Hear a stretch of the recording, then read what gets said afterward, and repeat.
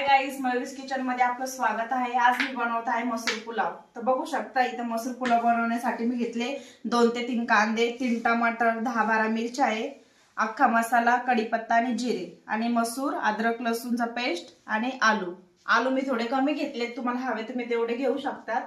बघू शकता आता मी मसूर पुलाव बनवायला जात आहे। तर बघूया कसं बनवतात ते। बघू शकता मी तर कुकर गरम होण्यासाठी ठेवले आणि याच्यामध्ये मी 4 चम्मच तेल ऍड करणार आहे। तेल गरम झाला आहे, आता याच्यामध्ये खडे मसाले आणि कढीपत्ता ऍड करत आहे। आता मी याच्यामध्ये कांदा ऍड करणार आहे। मस्तपैकी कांदा असा आपल्याला लाल होऊन द्यायचा आहे। कांदा आपला मस्तपैकी असा रेडी झालेला आहे। आता आपण याच्यात मिरची ऍड करणार आहोत। याला आपण 2 मिनिटांसाठी फ्राय करणार आहोत। मिरची फ्राय झाली आहे आपली, टमाटर टाकणार आहोत आपण। टमाटर मस्त स्मूथ होईपर्यंत आपण फ्राय करणार आहोत। मध्ये मी 2 चम्मच नमक टाकत आहे, टमाटर आपलं लवकर शिजेल म्हणून। तुम्ही चवीनुसार मीठ ऍड करू शकता आणि 1 लिंबूचा रस पण मी याच्यात ऍड करत आहे। तुम्ही हवं त्याच्यामध्ये दही पण ऍड करू शकता। टमाटर मस्तपैकी असं स्मूथ झालेला आहे। आता 3 चम्मच अद्रक लसूणचा पेस्ट मी याच्यात ऍड करणार आहे आणि 1 सेकंड साठी असं परतवणार आहे। आता मी याच्यात बटाटे ऍड करणार आहे आणि 2 मिनिटांसाठी बटाटे फ्राय करून घेणार आहे मसाल्यामध्ये।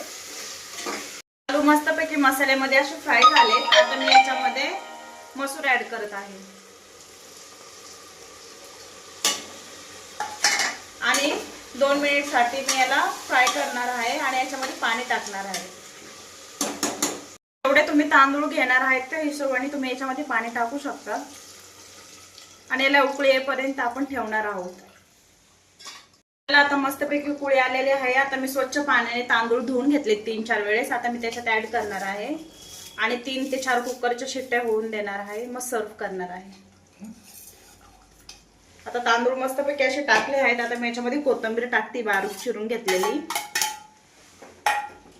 आणि कुकरचं ढाकण बंद करून असे 3 ते 4 शिट्ट्या होऊन देणार आहे।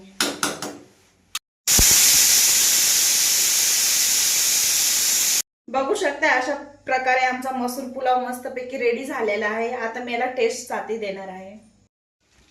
चला बघूया माझी मम्मीने कसं बनवले मसूर पुलाव। खूप छान आहे। तुम्हाला मसूर पुलावची रेसिपी आवडली असेल तर तुम्ही माझ्या व्हिडिओला लाईक करा आणि चॅनलला सबस्क्राईब करा आणि तुम्ही पण नक्की मसूर पुलावची रेसिपी ट्राय करा आणि मला कमेंट करून सांगा की कसा बनवला ते। थँक्यू।